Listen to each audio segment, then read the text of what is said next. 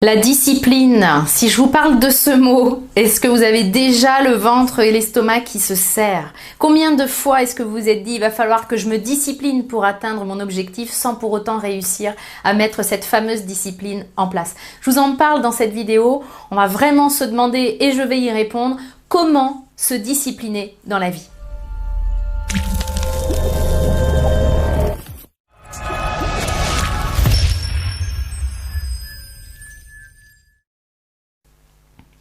Bonjour, mon nom est Nathalie Martin, je suis coach en éveil de conscience auprès des hommes et des femmes qui veulent une vie remplie de sens et d'abondance à tous les niveaux. Si c'est votre première visite ici sur ma chaîne, soyez les bienvenus. Je vous invite à vous abonner pour avoir en priorité mes prochaines vidéos et également à télécharger mon coffret 3 clés pour redonner du sens à votre vie. La discipline, mon Dieu que nous avons du mal avec ce mot-là. On a parfois ce mot en horreur parce qu'il nous rappelle quand nous étions plus jeunes et qu'il fallait vraiment se discipliner, rentrer dans le moule et où finalement le prix de la discipline, c'était notre liberté. Nous avons un profond besoin de liberté pour bon nombre d'entre nous, donc on a un peu beuté en touche sur la discipline, on la met de côté pour avoir l'impression d'être libre.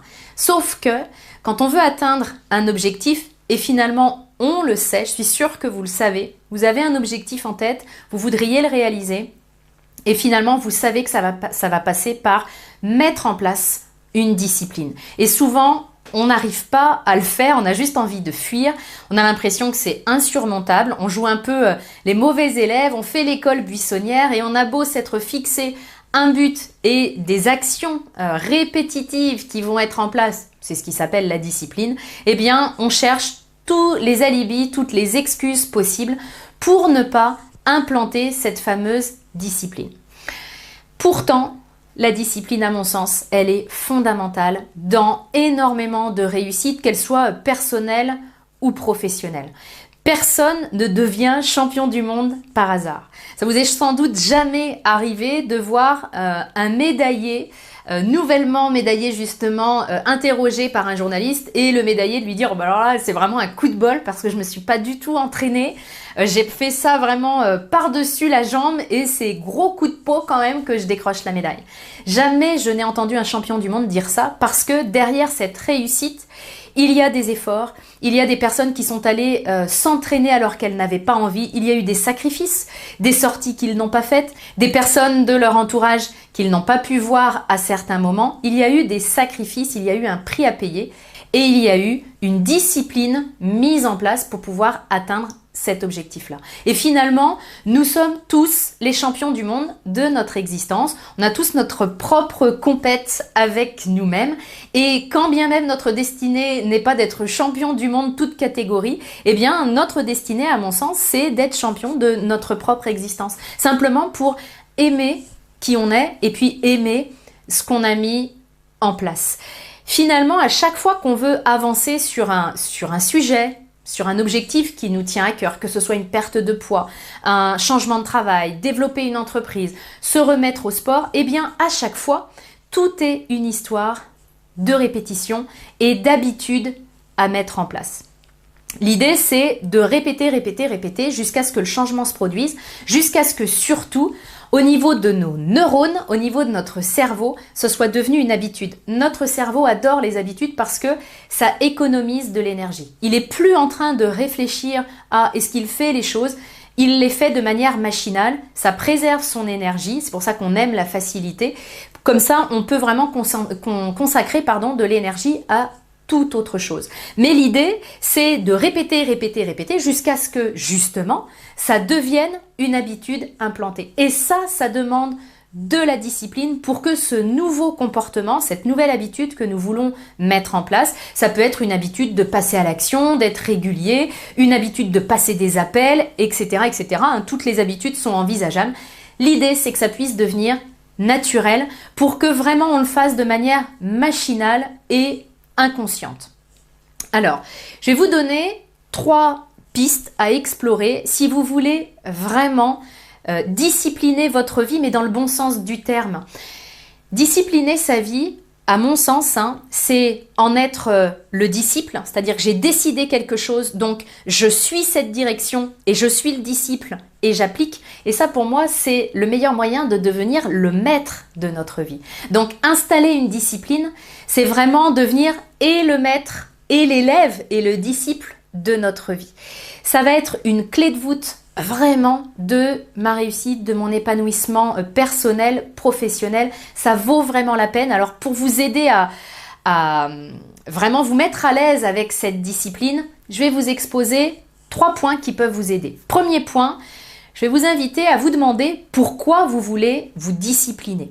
Si vous cherchez à mettre en place quelque chose de régulier, de récurrent, quelque chose qui vous demande un effort, demandez-vous pourquoi vous allez le faire. C'est important que ça fasse du sens parce que vous ne voulez pas courir tous les jours pour courir tous les jours. Vous ne voulez pas perdre du poids pour perdre du poids. En quoi c'est important pour vous? En quoi est-ce que cette discipline, ça va être un marchepied pour atteindre quelque chose, pour atteindre une meilleure version de vous-même, pour atteindre une liberté, pour j'en sais rien, mais vous le savez. Pourquoi est-ce que vous avez envie de discipliner et de vous discipliner, parce qu'on a l'impression parfois de faire du rodéo avec nous-mêmes, hein.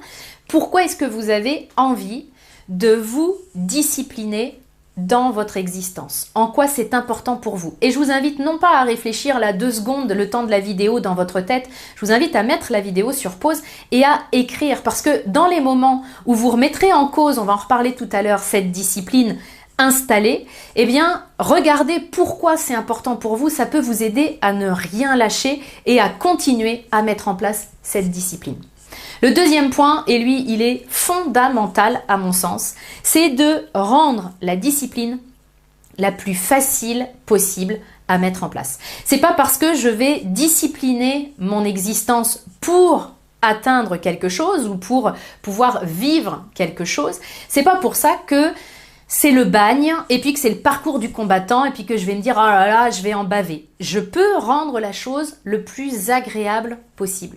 Par exemple, si mon idée et mon objectif, c'est de me sentir bien dans mes baskets, bien dans ma peau, de retrouver mon énergie et que ça passe par une discipline sportive, eh bien je vais m'arranger pour que le fait de reprendre le sport soit le plus facile possible pour moi.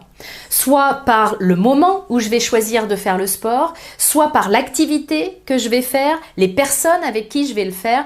Rendez cette discipline la plus ludique possible, ça c'est le premier point. La plus facile possible, c'est-à-dire que si je veux reprendre le sport, mon objectif, ça va pas être de faire 45 minutes de course alors que je ne courais jamais. J'y vais avec la plus petite action possible. Ça, c'est hyper important. Parce qu'en faisant ça, mon cerveau ne rentre pas en résistance. Je vous le disais tout à l'heure, il aime les habitudes parce que c'est fluide, ça ne lui demande pas d'effort. Donc quand je vais vouloir installer une discipline, ça rentre pas dans ses habitudes. Donc il va pouvoir rentrer en résistance. Et plus je vais lui demander un effort important dans un premier temps, plus il va rentrer en résistance et donc plus il va me trouver 36 excuses pour ne pas mettre cette discipline en place. Si je lui dis, ok, on n'a jamais couru, mais là mon objectif c'est de courir 45 minutes 4 fois par semaine, la résistance va être énorme. Si je lui dis, bah écoute, 2 fois par semaine ou en tout cas demain, je veux aller courir 5 minutes, ça semble tellement de la rigolade pour lui que la résistance va être moindre, voire inexistante. Et peut-être que quand je vais avoir couru mes 5 minutes, je vais me dire, allez, je continue un petit peu. Donc je peux remettre du fun par rapport à ça. L'idée, c'est de mettre en place la plus petite action possible que je vais pouvoir répéter de manière facile. Ça va devenir une habitude et du coup, je n'aurai plus à lutter contre mon cerveau pour pouvoir vraiment la mettre en place. Donc, c'est quoi cette petite action? C'est la question que j'ai pour vous. Quelle est cette petite action qui, si vous la répétiez, ferait vraiment une grande différence dans votre vie? Donc, l'idée, vous l'aurez compris dans ce deuxième point, c'est de créer le scénario idéal pour votre nouvelle habitude et surtout de mettre du fun dans cette nouvelle habitude que vous allez installer. Troisième et dernier point, je sais pourquoi je vais discipliner mon existence. J'ai identifié la manière dont je vais le faire pour rendre ça facile. Et bien, troisième point, je ne remets plus ça en question. Je n'y reviens pas.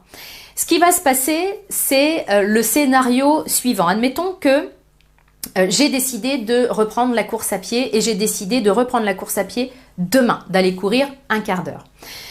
Le lendemain, quand le lendemain arrive, je suis en train de chercher mes baskets parce que je tiens mon engagement et je me discipline. Je cherche mes baskets et pendant que je cherche mes baskets, ma tête se met en route en me disant « Ouais, mais t'as vu le temps qu'il fait et puis t'iras demain parce qu'en plus t'as pas d'énergie aujourd'hui. Qu'est-ce que tu vas aller courir? T'as vu le boulot que tu as ?» Et là, elle parle. Mon erreur, et c'est ce qui se passe dans la plupart des cas quand je n'arrive pas à discipliner ma vie, mon erreur, ce serait de lui tenir la conversation.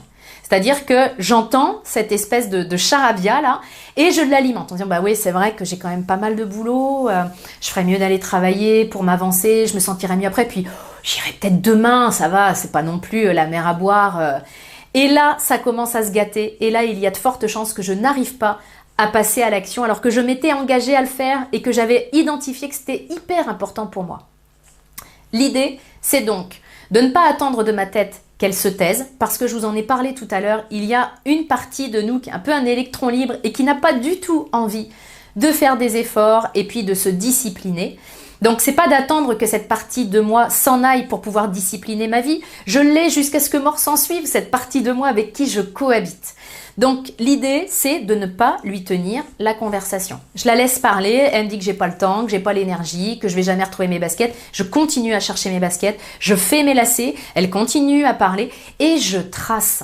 J'arrête de remettre en question cette décision. Ça c'est vraiment important que vous puissiez avoir identifié que même si votre tête vous trouve 36 000 excuses tout aussi bonnes et crédibles les unes des autres, il faut vraiment que vous ayez cette habitude de ne plus remettre en question la décision que vous avez prise. C'est pour ça que c'est important de savoir pourquoi vous le faites, d'avoir mis en place quelque chose pour que ce soit le plus facile possible.